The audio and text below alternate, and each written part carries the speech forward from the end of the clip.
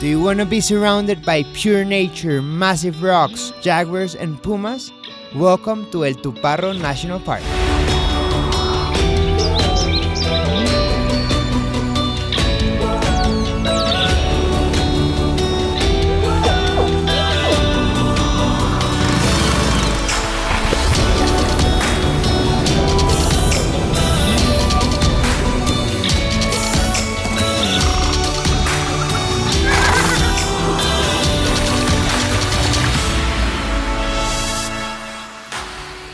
El Tuparro National Park has more than 548,000 hectares full of good vibes, pumas, jaguars, pink dolphins, deers, macaws, turtles, a lot of animals and massive rocks called the Guyanese Shield.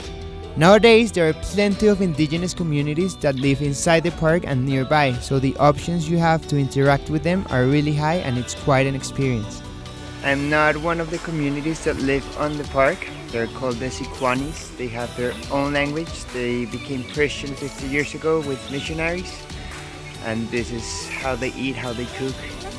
And they don't speak Spanish. El Tuparro National Park is situated in a department called Bichada, which is a massive and beautiful state full of flatlands. And it's in the east side of Colombia, just beside the border with Venezuela.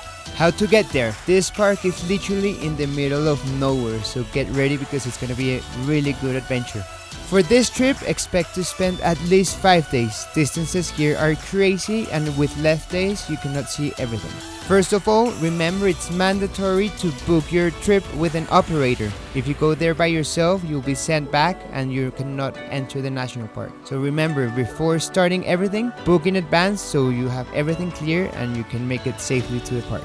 There are two options starting from Bogota, which are the following. The first one, you can take a direct flight from Bogota to Puerto Carreño. It's a 1 hour and 30-minute flight, which is the easiest and the smartest way to go. And the second one is by car. This is not a very good idea because if you go in winter, it's almost impossible getting there. And if you go in summer, which is the dry season, expect to spend at least 20 hours in really dusty and terrible roads. So it's better flying.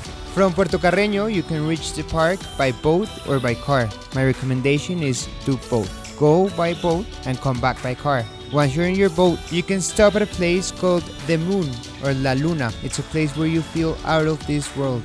Massive black rocks full of carvings and full of beautiful things to see right beside the river. Then there's a beautiful island called Santa Elena. Most of the operators stop there, but remember to tell them you want to stop there because it's a beautiful island with a lot of hikes to do. You can fish and you can see beautiful sunrises over there. After Santa Elena, you have to take a boat again for 5 or 6 hours until you reach the national park.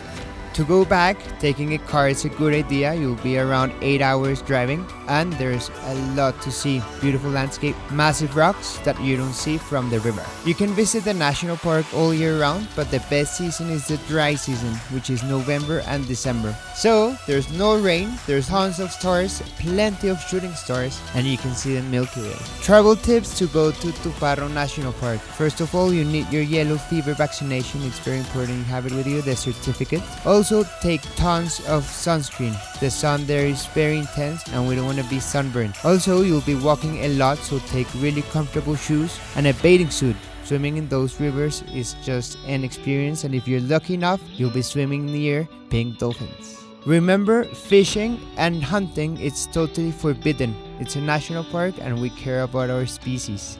This is the best water you can drink in the world. There are more than 5 ecosystems in the park, 74 species of mammals, 112 species of birds, 17 species of reptiles, and 26 species of fish. So plenty of animals to see. And remember to take your cameras, you can take pictures of them. And at night, get ready because the star shooting is unbelievable. Where to sleep? Well, this is not a 5-star hotel type, but you have thousands of stars up in the sky and you'll be camping most of the time. So don't expect really comfortable stuff, but really comfortable tents and good mattresses. Your operator will make up everything, so it's like a camp that you'll be camping on natural beaches but not inside the park. Nowadays you cannot stay at the park, so you'll be sleeping in places nearby in a camping spot. At the camps, you'll find toilets, you'll find showers, you'll find cooks, and it's absolutely amazing. There's no any internet or cell phone connection, so get ready to connect with yourself. Remember to wake up early to see sunrises, because sunrises and sunsets here are very, very special. You can feel a crazy vibe coming from the sun and just surrounded by nature. Not many humans around this area. Last sunset of this trip in this park. I'm waiting for the sun to set. And if you're lucky, you get to see pink dolphins, there are otters, toucans, and macaws in this paradise. Well, our trip to Tuparro National Park is over. Thank you very much for being part of this trip and seeing why Colombia is such a beautiful and amazing place, which I love with my heart. I'll be answering once again every single question you have on the comments. Thanks again for subscribing. Until next episode, keep on traveling, guys.